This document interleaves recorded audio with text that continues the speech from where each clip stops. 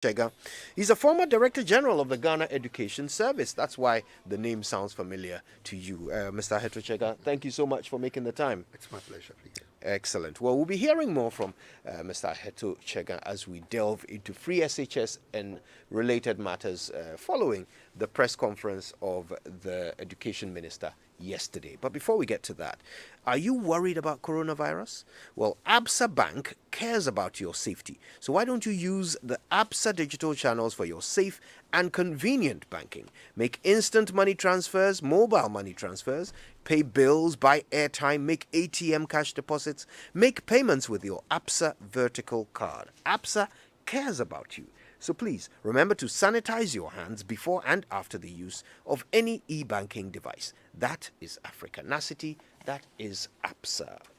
Well, hold up, because DSTV has got all 51 Euro 2020 games live and in HD and with expert analysis from Friday, just this Friday, the 11th of June to Sunday, 11th July. Watch Sergio Busquets, Ronaldo, Harry Kane, and Kylian Mbappe battle it out to be crowned the kings of Europe. The 2020 Euros is anyone's game, and it will be available on all DSTV packages. Get connected for 229 Ghana cedis for a fully installed Zapper and a one-month subscription, or watch on the DSTV app. DSTV, feel every moment. Terms and conditions apply. Now, you know, a simple activity like choosing to brush with Pepsodent Herbal Toothpaste can go a long way in boosting your oral health.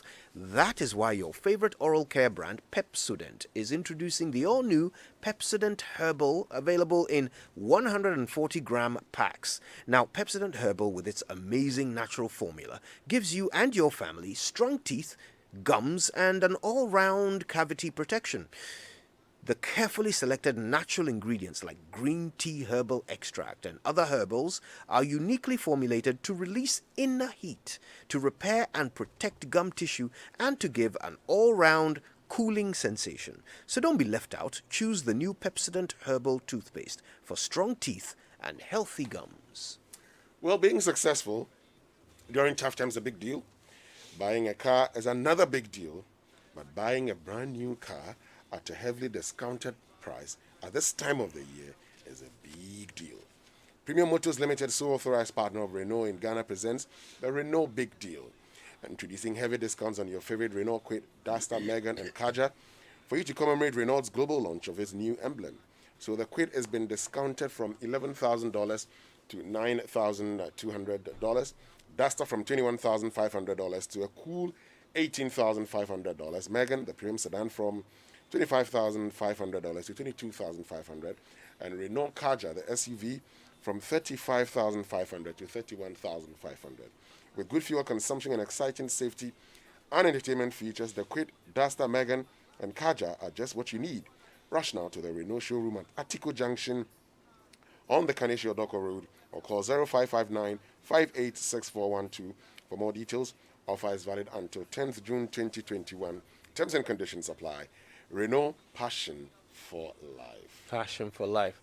So coming up, free SHS and related matters with the former DG of the GES on the SMS. Stay with us. Koforidia Sektek. I hope the headmaster is listening and he will take the pictures of the mattresses and the beds that are coming to his school and put it on social media for the world to see. We are fixing it. We didn't know. Came to our attention. Get Fund came to our rescue. We are fixing it. Call the headmaster and find out what he has received to date. Anything that he needs will be received. When challenges come, what we do is to make sure we can fix those challenges.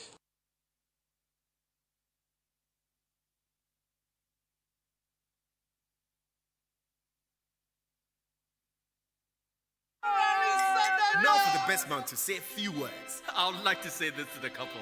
Girl, I go take you to Lagos. Oh. Girl, I go take you to Ghana. Oh. Girl, I go take you to Tema. He's been watching Aquaba Magic on DSTV. Get inspired by great local entertainment like drama, series, music channels, and so much more. Get DSTV today only from 48 Ghana cedis a month. DSTV Ghana. It's your moment. The Ghana National Chamber of Commerce and Industry, in partnership with KPMG and Joy Business, is organizing the Chamber CEO Business Forum under the theme Redefining Business Success, the Path for Business Value, Resilience and Sustainability. The president of the Chamber, Mr. Clement Osei Amwako, will host Mr. Kofi Frimpong Kori, partner KPMG, Dr. Samuel Frimpong Boateng, CEO, CITI Africa, Mr. David Ofosu Dorte, senior partner, AB and David, Mr. Amberdeep Singh Harry, CEO, IPMC, Madame Salma Salifu, Managing Director, Dignity DTRT, Dr. Daniel Macaulay, CEO, Magdan Group, and Madame Theresa Yamson, CEO, Phyto Rika Gihok Pharmaceuticals Limited. The Minister of Trade and Industry, Honorable Alan Tremontaine, is the special guest of honor. The event comes off on Wednesday, 23rd June 2021 at 9 a.m. Venue is the Accra Marriott Hotel, Airport City. Participation is strictly by invitation. Coffee in your cup and Joy on the set. The Super Morning Show is always the best bet on Joy 99.7 FM. Out to all the junior high and senior high students of this country. Yeah, I know you love me and I love you too. Yes. If I go back to JSS, I would have paid attention in class. If I go back, I wouldn't have looked at my French Madame Madas. If I go back to JSS, I would have taken my lessons very Joy, serious. Instead of sitting at the back and acting hilarious with my best friend Kojo, aka Aquarius. Joy, If I go back to school, Charlie, like I no go break any rule. Like breaking bounds with my friends to Kingsby Hotel just to swim in the pool. If I go back to junior high, I would have got I hope the headmaster is listening and he will take the pictures of the mattresses and the beds that are coming to his school and put it on social media for the world to see. We are fixing it. We didn't know. Came to our attention. Get Fund came to our rescue. We are fixing it. Call the headmaster and find out what he has received to date. Anything that he needs will be received. So when challenges come, what we do is to make sure we can fix those challenges. I'm going to check on the World Bank website to see if we have 2,407, but I know there are schools that are in the trees. 5? Okay. VACO Trust Fund has committed to eliminate it on behalf of the government. We are very, very grateful to them. But also going ahead, as a ministry, we are looking at education planning seriously. Schools under trees is a symptom of poor planning. Why did we not know that that community needs a school and proactively put a school there? And just go and approve a school that is under tree. When you were sending the teachers there, didn't we see there were no classrooms? So it's an indictment against us, and we are going to do a better job next time, not to look at the symptoms, but to really uproot the challenge, the problem. That we as education ministry will have a more robust planning division that looks ahead of time to see the students go back a single track. That is what Nana Danko Akufo-Addo looked at and said, you know what? If I can educate 400,000 more children, I'm going to use this system that is time-tested around the world. Yes, sometimes the explanation of it may be a bit confusing, but it doesn't take away the benefit that this system is giving to us as a country. And soon and very soon, schools will be back on single track so that cousins and friends will be on the same track and will forever be happy. There was something called logic. And people are trying as much as possible to prove that Free Senior High School is of poor quality. So even when the results is good, they have to find some way to attack the results and make the results bad so that it can prove their point. But that point cannot be proven. You say they don't learn anything. In education, there's something called instructional hours. In education, we don't look at instructional days, but hours. In the old regime, before double track and semester system, students had 1,080 hours in school. Today, as I speak with you, Students have 1,130 hours in school every year. Which one is better? Oh yes, I wish I was in school with all my cousins and we're all on the same track like it's happening at Kumasi High School. I wish that was the case, but we have to take a leapfrogging strategy with double track and do what other countries have done, where you don't allow the schools to be empty when children are on the streets and they are selling dog chains and cannot have the opportunity for secondary education. So we're using international best practice of double track, or what is called year-round school. It's a leapfrogging strategy. It has been time tested. I've taught in the program in America, of all places where there's money. They use it in California and use it so well until they had the money to take it away and get students trying to make sure that you prove at all costs the quality of free senior high school is poor. The intervention that has been done, you have more hours of instruction. You have extra classes funded and paid for by the government. And as if that is not enough, when we took over the helm of affairs at the Ministry of Education, students didn't have core textbooks. 4 core textbooks were procured for all senior high school students, as we are currently doing for primary schools. Publishers have been selected, books are being procured, will be distributed across the length and breadth of this country at the primary level for all schools. Yes, it delayed, but now it is being fetched. Their books will be going. National standardized test. Yes. Why? What's the problem you want to I solve? think I said at the beginning, in countries around the world, you don't wait for 11 years before the nation knows how well the students are doing. In countries that education has been transformed, every year they test students at the national level, in addition to any test that is organized at the school level. So the Primary 4 National Standardized Test is going to enable the government, the people of Ghana, districts, regions, House of Chiefs, everyone, media, to know how well our primary schools are doing and the intervention that is going to be provided to them. If we wait till 11 years, it's too late. If a child goes to a kindergarten and at the national level, we have no idea how they are doing, till 11 years at the BEC, you cannot intervene. The 11 years come, they take the test and it's done. When you test them in primary 4, as we're going to do this year, what it enables us to do is to really measure what the World Bank calls learning poverty. By year 10, how many students can read?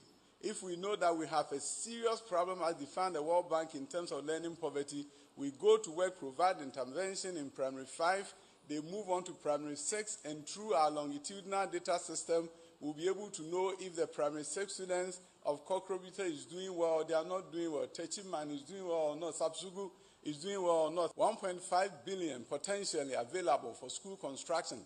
Have seen buildings in schools across the country, basic schools and high schools.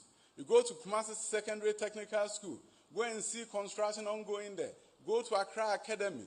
Every school that you visit that is a double track school is seeing massive infrastructural development in this country. You are the media.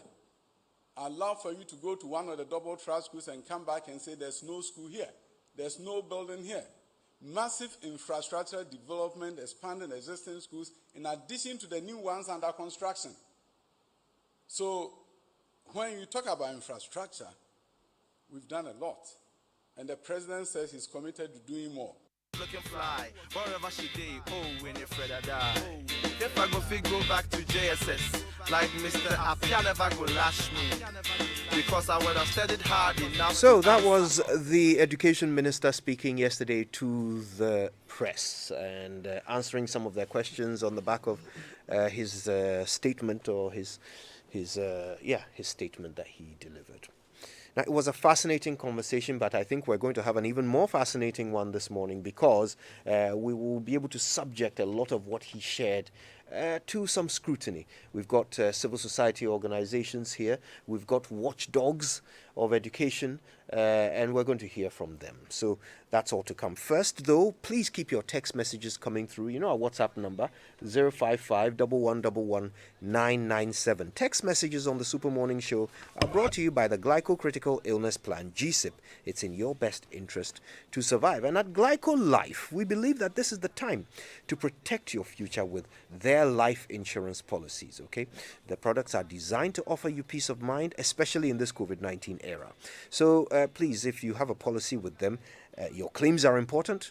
Go to glycolife.com or visit any of their offices to lodge your claims for prompt service. And of course, we all need to survive this together. So make your payments of your premiums promptly. By Momo, you can do it on 059 144 1473, or you can do it by e-premium for micro insurance. The call center is always open, 0202 222 113. They'll help you. And you can contact them via their digital channels as well. Glyco cares for your safety, so all offices are implementing the Ghana Health Service recommended COVID-19 protocols. Please practice social distancing, keep safe, and trust Glyco Life to cushion you for life. Well, in talking about COVID-19 prevention, is very important. You have your temperature guns, and while you have seen the rest, we're bringing you the best now because Kingdom Books and Stationery, your trusted partner, is just taking delivery of a high-quality, medical-grade infrared forward thermometer, that's temperature gun, for sale to the public, and the features include precise non-contact measurements, automatic data holder, auto power off, backlight LCD display, set alarm value, and many more. For bulk purchase, contact Kingdom Books and Stationery on 0501 401 050 or 0244 311 955. You can also walk into any of our shops located across the country or visit our head office located at Osu Ako Ej Junction. Okay, well, I suppose we should get to it. Yes. We've got a lot to talk about. First, let's once again greet our guest in the studio. We're very honored to have him. He's a former Director General of the Ghana Education Service. He is currently a fellow of the Ghana National Education Campaign Coalition. He is in the person of Mr. Charles Aheto Chega. Thank you for your time and good morning once again. Good morning. Right, now on the phone, or actually on Zoom, we have the Executive Director of Africa Education Watch in the person of Mr. Kofi Asare. Mr. Asare, thank you for your time. Good morning. Hi, morning, Kujo and team. Morning to your various audience. All right. Okay. So let's get to work. Mr. Asare, I assume you listened to the minister yesterday and a little bit of the summary we just played today. Yeah, I did. Okay. I'll take your preliminary thoughts on that before I come to Mr. Aheto Chega. I think that we have a plan, a quality plan, a plan directly targeted at improving quality in our basic and secondary education system. A plan directly targeting the direction of access to ensure that even as we expand access, we don't miss out of the targets of ensuring that we do more, engineering and STEM at the expense of humanities. And so, yes, it is heartwarming that the ministry has a deliberate plan aimed at quality improvement within the pre-tertiary education sector. And that is my preliminary comment on the minister's statement yesterday. Okay. Now, Mr. Aheto Chega, you've run the Ghana Education Service before, so a lot of the things that the minister talked about, if you were in office, it would be up to you to implement. So how do you respond? How do you react to some of the rather interesting proposals and suggestions that he made? Well, interestingly, Kofi, good morning. It's Kojo, yes. No, not Kojo. I'm talking to Kofi. Forgive me. Yeah, Let me get out of the way. Yeah, that's my very good friend. Anyway, and he used to be chairman of the Ghana National Education Campaign Coalition. Chairman of NEC. Oh, wonderful. All of that. We can have a very nice conversation about GNEC later on. But what is exciting here is that Kofi said we have a plan, and I appreciate that point. But we have always had a plan. For education in this country, we have always had a plan. The minister talks about schools under trees being as a result of poor planning. Yes. So in the past, we had planned poorly. No, it's not poorly. Because, you see, again, I wouldn't want to go back to the beginning of the evolution of education. But clearly, what has happened in communities, especially after 1961, was an increasing desire for access to schools. Now, that was where the whole breakdown happened in terms of schooling. Now, in the very beginning, schools were strategically located. Over time, social dynamics and all of that changed, and therefore we had situations where community A would not want to attend a school in community B, the initial place where the school had been located. Then we're also looking at distance to schools. So there are a whole range of dynamics that came into the location of schools. But the interesting bit is about how schools even started. Once we created the excitement about access, communities started creating schools. And government took advantage of the community excitement and interest in access to now go ahead and hop with them, which for me was good. How were they creating these schools? That's the issue. Communities would set up their own schools, the one that eventually has become schools under trees. We had a lot of them touch schools in communities because some communities felt that the distance from their area to the nearest school was too far for children, so they will create their school. And government knew of these created schools. And then once they had been created, government now knew of it and went ahead to now support the school. Without thinking of building a proper structure conducive for teaching and learning for them? It doesn't just come like that, and I accept that. It takes time, and I can tell you that even today, we have not completed the process of even trying to finish schools under trees. We haven't. You know, and for me, I mean, if I was minister, I would be more strategic in my talking about schools under trees, because again, when COVID how would you be more strategic? What would you do? What would you say about it? Yeah, I'll be looking at the places where schools are emerging, and then begin to look at how you can now address some of those concerns going forward. You know, but lately what we find is what I feel it's just a mention about schools under trees, and it's like, but resources are not made available to do it. I mean, we can go ahead and then start looking at something very exciting this year. Let's take a little data of all the schools under trees for this year and see how many of those schools under trees have been converted. We had lots of them. And we started during, that whole concept came up during President Kufuor's era.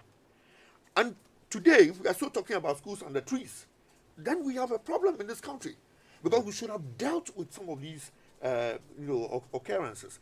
So we have always had a plan, but there are so many things, and my very good friend, one musician, says, if you pull the rope and it's not coming, then you know that something is holding it somewhere. And we know that a lot of our challenges have been with resources and in terms of government meeting the day-to-day demands of educational facilities and infrastructure going forward. So it's a challenge. Would this Valco Foundation plan to fund the conversion of schools under trees, all estimated 5,000 odd schools under trees, would that be a step in the right direction? Yeah, for now it's a step in the right direction. Valco Fund has existed for quite some time now. It's not new. Valco has been contributing to education development in terms of infrastructure and other resources to schools. So it's good to hear that now they are showing their face again and making a bold step in terms of improving access, particularly at the pre-tertiary level for children in schools. It's a wonderful idea, and we hope that they will be able to do all of the numbers of schools under tree if the policy is to eradicate them. But I would always say that you will never eradicate the schools under trees, because the day you finish the last one that you have put on the table, the next year another one has emerged in a certain community that has come up. I'm sure if you plan to build schools in all communities that need them, new ones wouldn't spring up. That's it. And now that you talk about it, it just reminds me of something. Now, let me give you an example. Go to Soutum. When you go to Soutum, there are more private schools in Soutum than public schools. Okay. Now, have you bothered to ask yourself why? Why? Why? Because when that community was developing, government saw it, government created the space, but schools were not provided. So the private sector saw it as an opening and went and cashed in. Then when issues were coming up, the government comes in with small, schools and communities now do this and all of that. So it's a real challenge. Okay. Let me take you on this before we continue. Now, I saw you shaking your head when you had the minister talking about the standardized exam, that students would have to wait 9 years before they sit a major exam. So we're looking at 2 years of kindergarten and then 6 years of primary, 3 years of junior high school. Why were you? Yeah, I was shaking my head because see, like you disputed what he was saying. I dispute what he's saying, and this is not the first time I've disputed it. And the minister knows. I mean, if he remembers my name, I have drawn his attention to the fact that we've always had examinations in the education system. We have always had it. We started from criterion reference testing. We went on to what we call the performance monitoring test. We have done national education assessments. We have done EGRA and EGMA, and we have even gone to do TIMS. All of these things are not end of cycle examinations. They take place within the course of the year and gives the education system a lot of information in terms of performance. Are they standardized across the country? They are standardized across the country, and it's because we always do it on a sample basis. But because we never did, we always did a sample of their performance, using a very carefully determined sampling approach. So not every child gets assessed. Not every child gets to do it. And we have actually progressed in terms of how we used to do it. At a certain point, our sampling was in class, and now we decided that we won't do in class, we'll do it if it's grade 2, all the districts that have been piloted and the schools piloted, every child in class 2 will do that test. So we've been doing that test, albeit with a lot of challenges. So it's important for us to begin to now look at where are the challenges, let's say, in EGRA. We did EGRA for the first time, and we discovered that only 2% of our children in grade 2 even had the ability to read. Simple words. That hit us. We did it the following 3 years, and we realized that we had not even made progress. We were still at 2%. So it's important for us to begin to pay attention to some of these things, and to address them would have meant that we took specific concrete steps to address the issues that had emerged when it comes to reading, when it comes to teacher time, when it comes to teacher training, and a whole range of issues that would have ensured that the system would progress moving forward. So it's for me, with all due respect, it's not very true to say that we sit down and from KG to JHS3, you continue the education to that, and there's no way of assessing whether our children are performing or not performing. It hasn't happened. It hasn't happened. Okay, well, maybe not all. So you talked about a sample. Yeah, it's a sample. I mean, we did it as a sample. Going forward, you need to have all of them sit, and then you'll be able to. Well, that's another way. That's another way. It's a progressive thing. So you need to. We did a sample, and I told you that first we even did in-class samples, where we go and we do the random sampling in the classroom, and we moved from there, and saw that we needed to do something else, and we went to full class sample. So that is just the way we go if we are moving forward in terms of making progress in our development. Okay, let me bring in Kofi at this point, and let's stick with standardized testing. Yeah.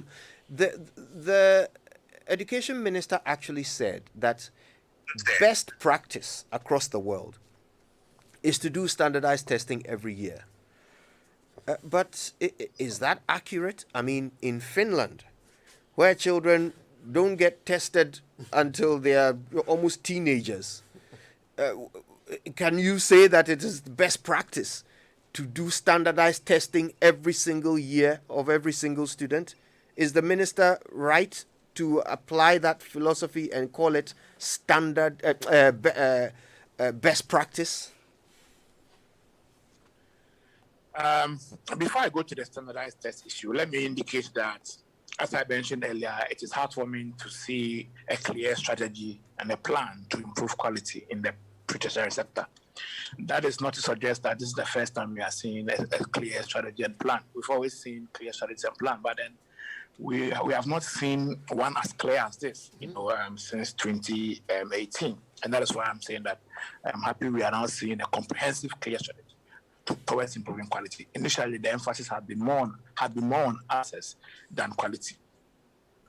Looking at, having said that, let me go to what the minister said. Yes, the minister said a lot of things. The two takeaways, there are only two things he said that are new. That is the proposal to twin. We call it the twinning approach, bringing headmasters from third-class schools, if you like, to first-class schools for them to learn the best practices there, and then to go back and then replicate same in their schools. That was innovative. I haven't heard that before. And I think the second one had to do with the STEM senior high schools. Apart from that, everything he said has happened in this country before, has existed in the previous strategic plans before. And I conclude there by saying that the issue is not about having a beautiful plan and a strategy. It has never been the case. We've always had the best of plans and strategies. The issue has always been about the approach in implementing these strategies, because the system on which implementation is done is deficient. Our system does not have economic efficiency. African Development Bank says that even though Africa contributes the highest percentage of its GDP, about 6%, to education, and proportionally the highest in the world, when it comes to spending efficiency, we are the last continent. And we are not just the last continent, but we are 20 percentage points behind the last but one continent, which is South America. It tells you how we do our implementation. There's no efficiency. You just carry money, 170 million, and throw it at teacher trainees as allowance. When you don't have, when 5,000 primary schools do not have junior high schools, and you think that's a priority. So you see, the efficiency is lacking. Resources will always be limited, even in America. So if you have scarce resources, and you want to live, you want to plan your systems like that, then you will not be prioritizing. That is where the approach to implementing strategies come in. On the issue of standardized tests, unfortunately, of course, there are so many countries running away from standardized tests because of the test fatigue and all that. But in our standard-based curriculum, standardized tests are part of the M&E mechanisms to gauge, progress towards outcomes. So we cannot run away from them. That is what we have agreed to be the M&E mechanism for our new standard-based curriculum. So the child is going to do one at class 2, class 4, and class 6, 3 times through their primary school lifetime. It is not new. It's been going on for the past 15 years through various ways, the NEA, the PMT, so many times. And so, and it is, even though it is piloted, the results can be easily generalized because of the homogeneous nature of the challenges in the basic education at the public sector. The highest proficiency rate we have recorded through our standard test has been 25%, which means that about 75% of our children in primary 4 and primary 6 have never achieved, maximum proficiency levels in maths and English in the past 10 or 12 years. For us, the challenge or the issue is not about having a new standardized test which will go beyond the pilot and then approach it as a universal thing that every Ghanaian student will do the standard test instead of a pilot. For me, that is not the issue. The issue is the efficiency and effectiveness with which government intervenes with policies and administrative measures to resolve the findings of this standardized test. Because we know that if you go and do a standardized test in mathematics today, you will find out that 2 years after rolling out of the new curriculum, there were no textbooks. And so if perhaps you see proficiency levels in mathematics averaging 18%, you understand through the test that one of the challenges is that teachers did not have textbooks to teach. And students in these schools did not also have supplementary readers or textbooks to refer to 2 years after the implementation of the curriculum. So what would be the problem? Lack of textbooks. Who caused it? Ministry of Education and GES. So you see, we are actually measuring our problems that we created ourselves. And then we are the same people going to solve it. So we know the problems. But then when the standardized test will repeat the problems to us, fine, it will repeat it to us. But what will make a difference is the approach we adapt in implementing the findings of the standardized test. But the system on which we are operating now will not allow those approaches to be efficient because the challenges that may have caused the deficiencies in mathematics, I'm presuming, will be systemic challenges. lack of adequate resources. Why? Because of misprioritization. You find out that one of the reasons for the standard test will be poor lack of availability of trained teachers in some schools. Why? Because we haven't rationalized teacher distribution sufficiently. There are schools with empty classrooms, even though on paper we have more teachers than we actually need. Look using the people-teacher ratio. But if you go and use the class PTR, you realize that there are so many empty classrooms without teachers. So we need a more efficient teacher distribution system, a teacher rationalization system, distribution system. So you find that all the challenges are existing challenges that we are aware of. Nothing will be new. And so I want to see the more resolve and emphasis on the mechanisms that the Ministry of Education is putting in place to ensure that previous approaches in implementing results of standardized tests are departed from, to assure us that this time we are going to approach the reports of standardized tests with more efficiency and effectiveness, and not just, do the test and then we get back to the regular system where the school did not have a school, there was no school building, there are obviously no learning aids on the walls. He was talking about talking walls. Yes, talking walls. We know about talking walls. But then we have a system where the cost of one public school can build nearly two in the public sector, in the private sector. You are spending 500,000 to build sometimes a 3-unit junior high school. I'm not talking about the ministry, but other agencies, the coastal development authorities, they are building schools expensive, 3-unit classroom blocks, very expensive. That money, NGOs are using the same money to build 2 schools in this country. Okay, so if you have that system, that's a systemic issue, inefficiency, right, and you do a standardized test, it tells you that one of the reasons why they are foreign police that they don't even have classrooms to sit in. How can you resolve it when your procurement system that procures classrooms and school buildings is inefficient? It lacks economic efficiency. For the price of one school, you can build 2, but we always want to build 1. Right. So you always have 5,000 private schools without junior high schools, and that would have been that would be one of the challenges why you will not have good results in maths or English during your standardized test. How do you resolve that with this system? You cannot resolve it. And so we want to see a difference in approach towards implementing the reports of standardized tests and not just conducting standardized tests universally. Right. That is where we are interested in. If we change the approach, we are likely to see quality. But if we build on this system, which is deficient, which does not assure value for money, right, I'm sorry, it will be the same old thing. Okay. While we're on tests, let me ask you this in the studio. WASI last year, and now we're linking it to free SHS. WASI last year, Ghana got some great results compared to others in the sub-region. We were the envy of the sub-region, apparently. How much of that is due to the fact that the students didn't have to pay fees? Oh, Koyo. When it comes to WASI, Ghana has always been the envy of all the member countries of WASI, because Ghana has virtually taken all the prizes for best candidates almost every year. Rarely have we not featured in the best candidate assessment issue. So we have always been the toast of the club. So it then becomes very, very difficult for me to begin from that angle to say that because the children didn't pay fees. No, because I know that in the past children were paying fees and were still performing. But we also had a higher number of people, passing and getting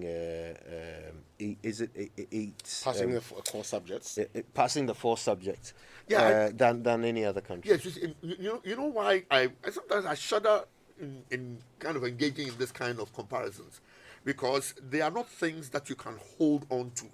If you begin to compare them in the reality in previous years, there are always changes in the way the students perform during the examination.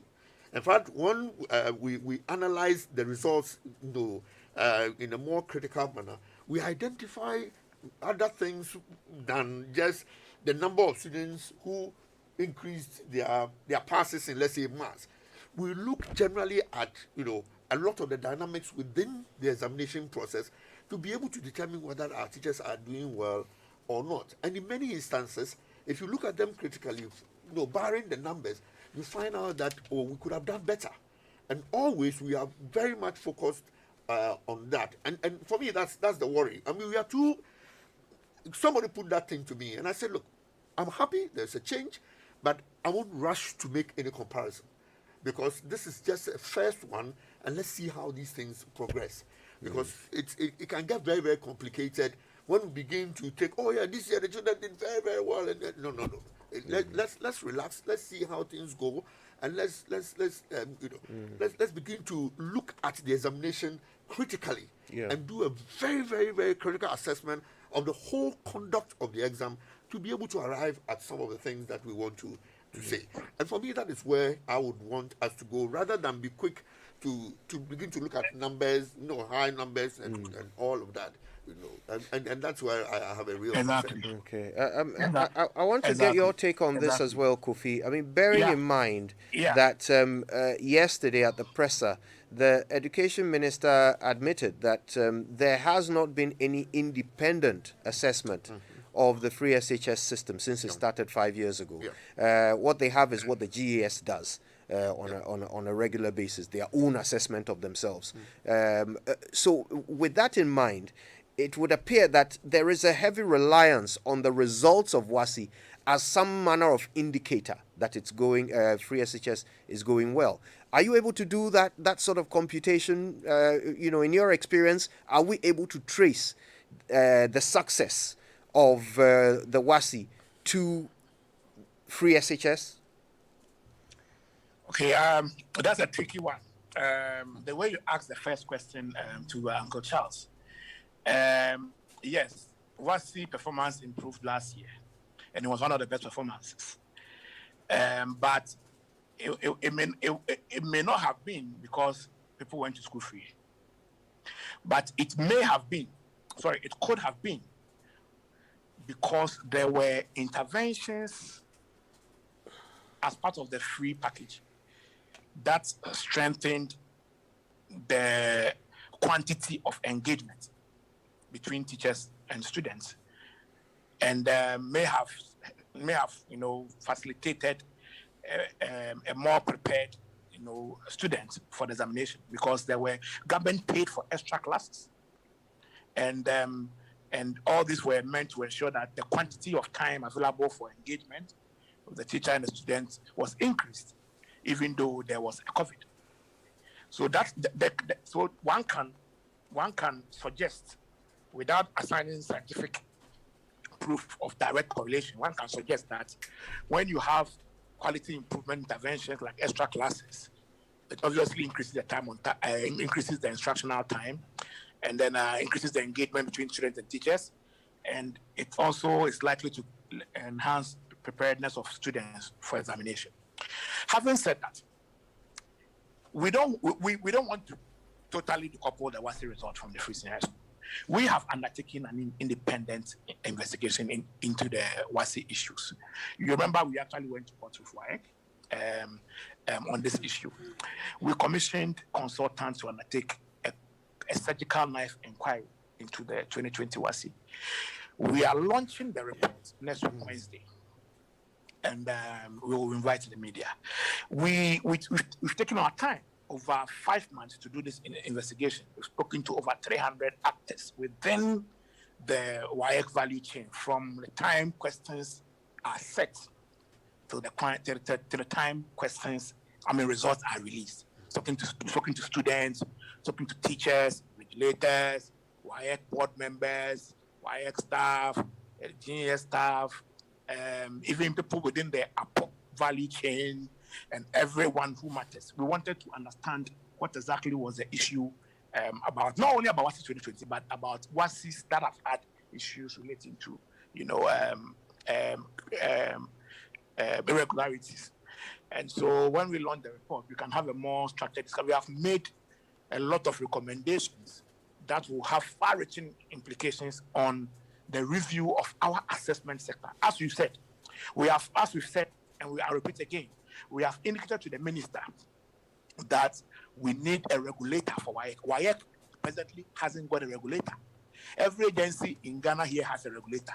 Every service delivery agency has a regulator that sets standards, enforces them, ensures compliance. When there is breach, they bring in penalties and sanctions to ensure that there is compliance. WAEC, in their case, they are the coach, they are the referee, and they are not the player, the goalkeeper, and then the striker. So they are never wrong. They are always right. They investigate themselves, they commit the crime, they investigate themselves, they are never guilty. So we need to depart from it. WAEC's excuse normally is that we are an international body. International body doesn't mean that you can operate ultra virus the laws of Ghana. And so we want to move from an unregulated WAEC with monopoly, causing laxity in quality and the comfort zone created, to a more competitive WAEC with competition and with higher standards determined, engaged by an independent body and not WAEC itself. We are looking at issues relating to government role in WAEC, and this is very critical, very critical. If you look at best practices in many countries, assessment bodies are actually contractors that are engaged to come and assess the performance of teachers and students, because the teacher taught the students. So you are brought in to come and assess the student performance as a result of the performance of a teacher. Now, what happens in Ghana is that, in this case, WAEC is an independent body contractor brought in to assess the work of genius. But you find that on the board of WAEC is genius again. What is genius doing there? Because the person is coming to assess you. Because the pass rate for BEC and WASI, among others, is a key KPI of the genius Director General. So why is the Director General sitting on the WAEC board? If WAEC's work is found faulty, will the genius Director General or genius take part of the blame? No. So what are you doing on their board? We need to look at all these issues if we want to really position our assessment sector to be one of the best in the world. As it is now, we don't have a truly independent and quality assessment being done by WAEC. Right. We believe that certain reforms can be undertaken to ensure that the examination value chain, the upper value chain, for instance, is digitized to remove the human elements and cut out all the entrepreneurs, so that we can improve the quality of our assessment, reduce examination malpractices, and strengthen the quality and credibility of certificates awarded by WAEC on behalf of the government of Ghana. So that is how I want us to approach this issue. I don't want politicians to come and make political capital out of genuine, analysis aimed at institutional reform. Okay. I want people who are genuinely minded to improve the quality of our assessment systems to participate in this discussion, so that at the end of the day, we will support government efforts. Already, His Excellency mentioned it in his first sona that he is committed to reforming WAEC, and the minister also mentioned it in Parliament. I am happy about that, and so we need to take advantage of this, the ambience and the political will to reform WAEC, and then make this report a launch pad to, if you like, initiate the reforms of WAEC. Yeah. Right. Okay. So we're speaking with Kofi Asare. He's the Executive Director of Africa Education Watch. Earlier, you heard from Mr. Charles Ahetu Chega, former Director General of the GES and a fellow of GNEC, the Ghana National Education Campaign Coalition. When we come back, if the WASI results cannot be directly traced to Free SHS, do they at least indicate that standards have not fallen as a result of Free SHS? Also, how are we going to pay for Free SHS for the next 4, 5, 10 years? That and more when we return. Morning Show. What would you do if you have the choice to do anything in life? Build your dream house, take very good care of your family, and plan for a comfortable retirement. Plan a befitting funeral for your loved ones when they depart. How would you live if you knew there was a friend waiting to support you on all of your life's choices. You have such a friend in Glyco Life Insurance. Glyco Life has all the plans to meet your life's needs. Your child's education, your life savings, your mortgage, funerals, redundancy, and your retirement, and takes the burden off your shoulders. So go ahead and live life to the fullest today with Glyco Life Insurance plans. And remember that all our policies are hedged against inflation. Talk to Glyco Life on 0302 218 500 or 246 142. Also visit our website at www.glycolife.com or any of our branches nationwide for more information. Glycolife, we cushion you for life.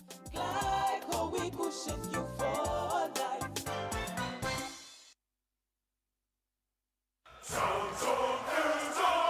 23 minutes in the game. As you know, Samsung has a special package for you. This football season is a true pass. Oh my God, it's a goal! It's football season again, and Samsung Stadium is packed with so many giveaways. Yes, with a sham like those. Buy your 55-inch UHD 4K smart TV at 4,499 Ghana cedis. Subscription for your HD decoder is free for 2 months. Split AC starting at 1,999 Ghana cedis. Single door fridge for 1,699 Ghana cedis. Or dual-cool top-mounted freezer starting at 2,199 Ghana cedis. Wow, the best products at the greatest discount this football season. Washing machines, microwaves, soundbars, and many more. Visit a Samsung store or authorized reseller near you now. Samsung, our passion, our game. Hello, Ache. Hey, you missed though. Abi, I told you. George. Them catch some. Filikadochi. What happened? So he was talking to the woman at the back. Hello, Amma. Hello. If you want to start with laughter, love, and all the drama in between, catch Banks Chronicles on Roger Channel 118. After all, it's our story on GoTV. Get your GoTV decoder today at 109 Ghana City for the best of your original dramas, telenovelas, and sports. Connect via my GoTV app or any accredited dealer near you. T's and C's apply. GoTV. Love it. We know the dream is big. We know the passion gets you going, and you have the potential to make great strides. The Chartered Institute of Marketing, Ghana, has always been an avid supporter of industry excellence and innovation. This is why we are excited to announce the CIMG Professional Marketing Qualifications. CIMG has designed practical courses to help you make that dream a reality right here in Ghana. We are geared up and ready to support you on this journey to becoming a world-class professional marketer. Register today and be on your way to greatness. For more information, call us on 055-274-6592. Visit our website www.cimghana.org or email us on info@cimghana.org. Chartered Institute of Marketing Ghana, working for Ghana. I love watching football.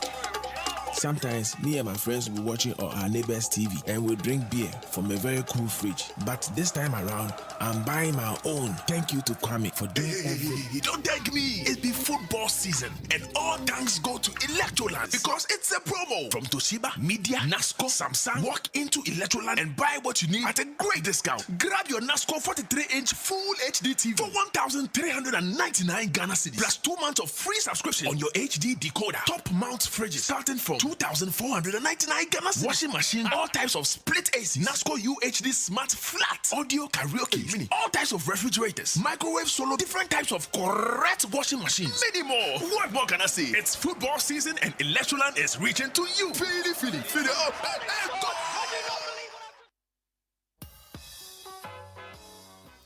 go! Wow.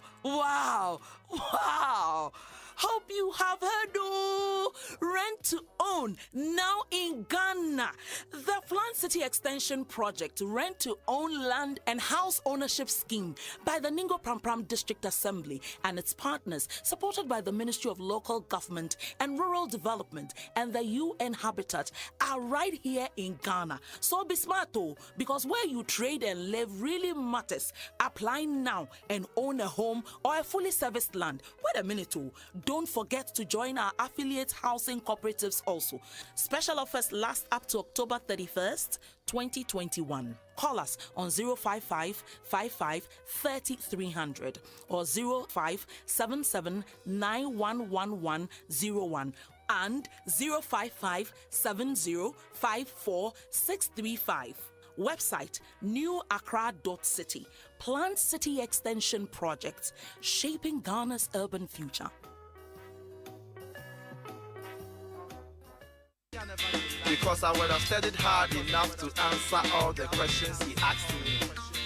Charlie school the beat, back class the ball. Welcome back. It's the Super Morning Show on Joy 99.7 FM. And following the press conference by the Education Minister yesterday, we're speaking to members of civil society around education, and we're getting their thoughts on a number of things. Kofi Asare is the Executive Director of the Africa Education Watch, and here in the studio we have Mr. Charles Aheto Chega, former Director General of the GES. He's a fellow of GNEC, Ghana National Education Campaign Coalition. All right, I've got two questions to hear their answers on. They'll have to wrap those up in 2 minutes very quickly, but first, well, let's talk about the Planned City Extension Project, Rent to Own, which is now in Ghana, getting better and better. So the Rent to Own land and house ownership scheme by the Ningo Pram District Assembly and its partners, supported by the Ministry of Local Government and Rural Development and the UN Habitat. So be smart. Where you live matters, where you trade matters. You can own a home and or a fully serviced commercial land or space now. Wait a minute. Don't forget to join our affiliate housing cooperatives now. Apply for the special lifelong offer, which lasts up to the 31st of October 2021. Contact us on 0555 530300 or 0577 911101 or 0557054635. Visit our website, newaccra.city, Planned City Extension Project, shaping Ghana's urban future. all right. Now, the battle lines are drawn. 16 schools in the Ashanti region are ready to do battle for supremacy and the bragging rights as the best school in debating. Can St. Jerome's SHS defend their title? Or will any of the other 15 schools, including OWAS, Prempeh College, YAGS, Ghana Muslim Mission, CAS, Presby SHTS, Bompata, and all the others, can they wrestle it from St. Jerome? Make a date from Monday, the 31st of May, until the 2nd of July, 2021, as we thrill you with fierce and insightful arguments in the Love FM high school debate from senior high schools in the Ashanti region. Catch it live online on Facebook at Love 99.5 FM, on radio, Love 99.5 FM, and on Joy Prime and Joy Learning on Mondays, Wednesdays, and Fridays, 1 p.m. each day. This event is brought to you by Love 99.5 FM in collaboration with the Ashanti Regional SRC, the Ghana Education Service, and the Conference of Heads of Assisted Secondary Schools, CHAS. Sponsors are Cowbell, Our Milk, and Key Soap by Unilever. Well, so the best players in Europe gather at the Euro 2020, and you can get it all live and for free on the multimedia channels. Yes, from 11th of June to the 11th of July, join us on Joy Prime and Adum TV for live matches and updates, shows on television, and get live commentary on Inshira FM, Love FM, Asempa FM, Adum FM, Joy FM, and Hits FM. 24 participating teams, 8 country venues, and 1 trophy. It's a festival of European football from the 11th of June to the 11th of July 2021, live and free on your TV and radio. Remember, the Multimedia Group is the home of the Euro 2020, and you can watch it live and Philly on Adum TV, Joy Prime in HD, on the HD Plus decoder. HD Plus is the HD experience partner for multimedia this Euros. Now, this coverage of the Euro 2020 on the Multimedia Group channels is brought to you by Betway, Azar Group, and DBS Industries. Speaking of HD Plus, are you watching TV or on a flat screen?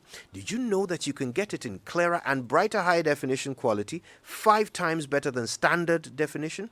Get yourself the new HD Plus decoder. Get it today from the nearest authorized dealer or from any Electroland showroom across the country and enjoy the feely experience on your HD TV like never before. Go to hd-plus.com.gh or just call them. The number is 0242 439 872. They're waiting to give you more details.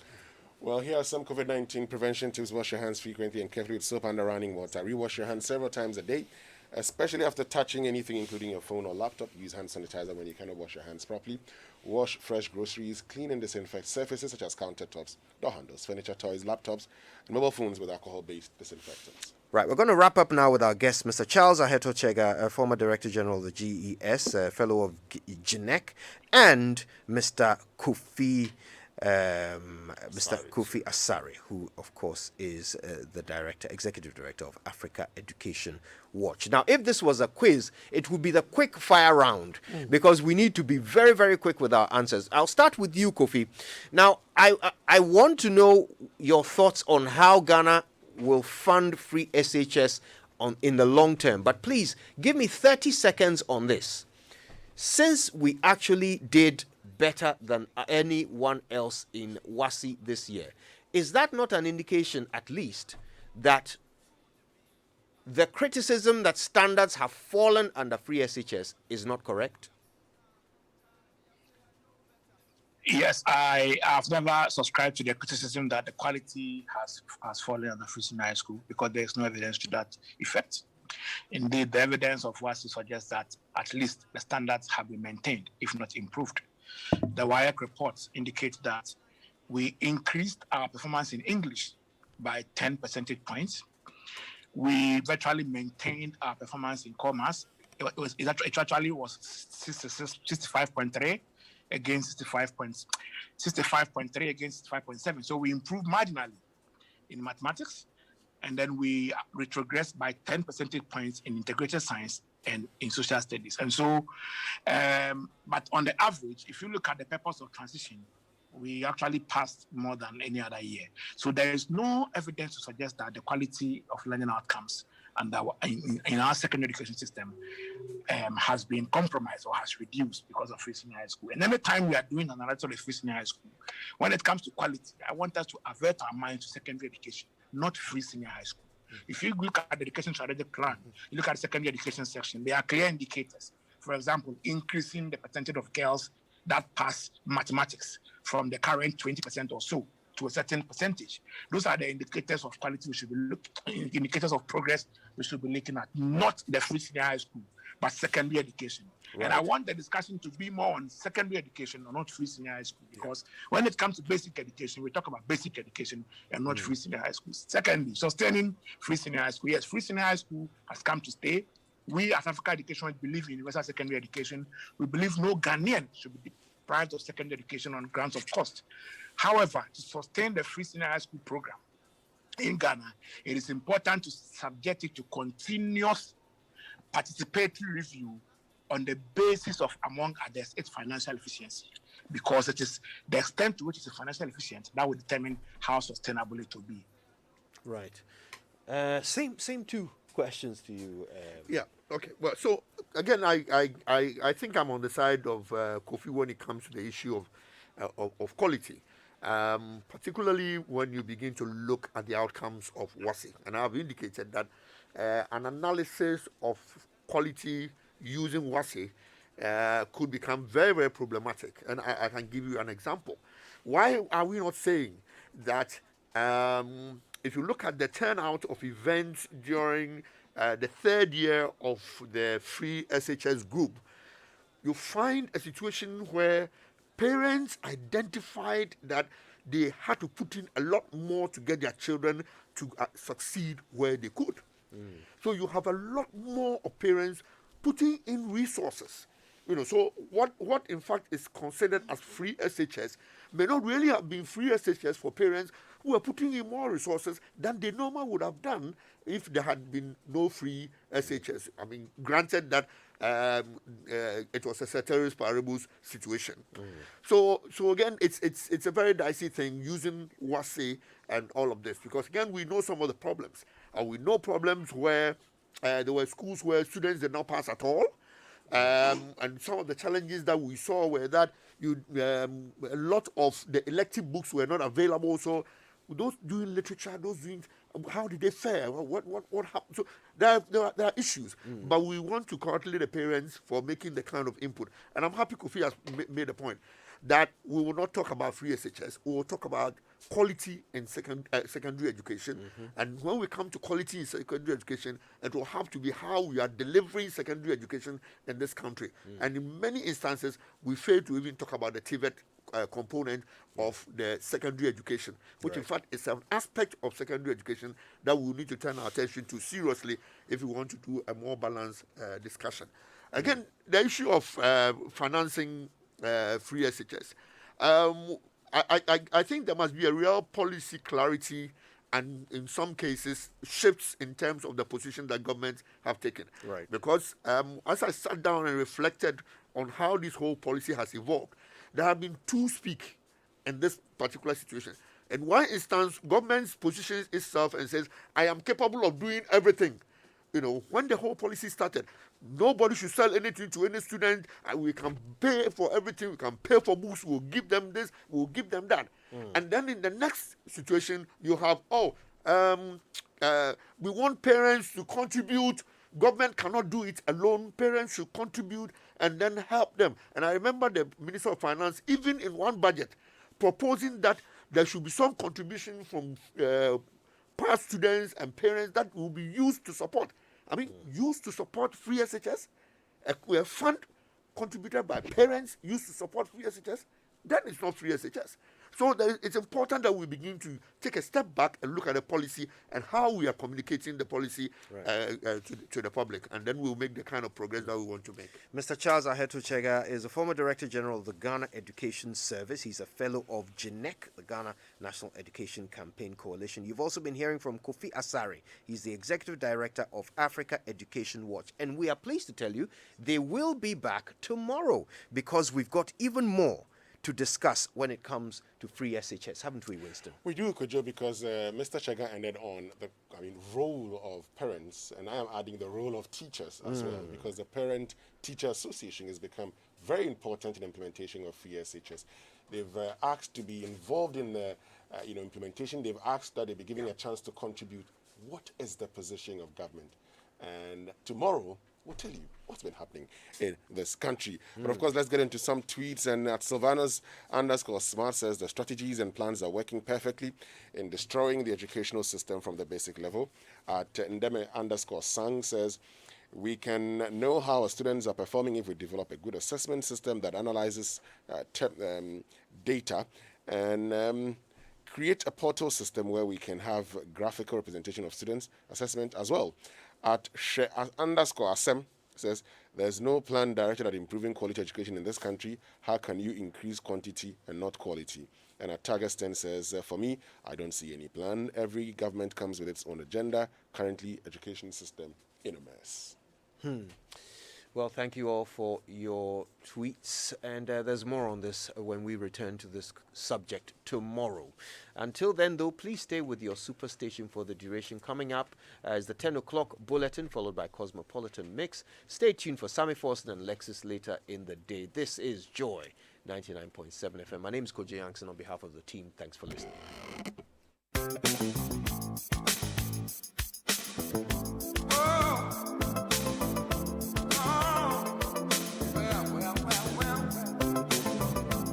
Joy 99.7 FM.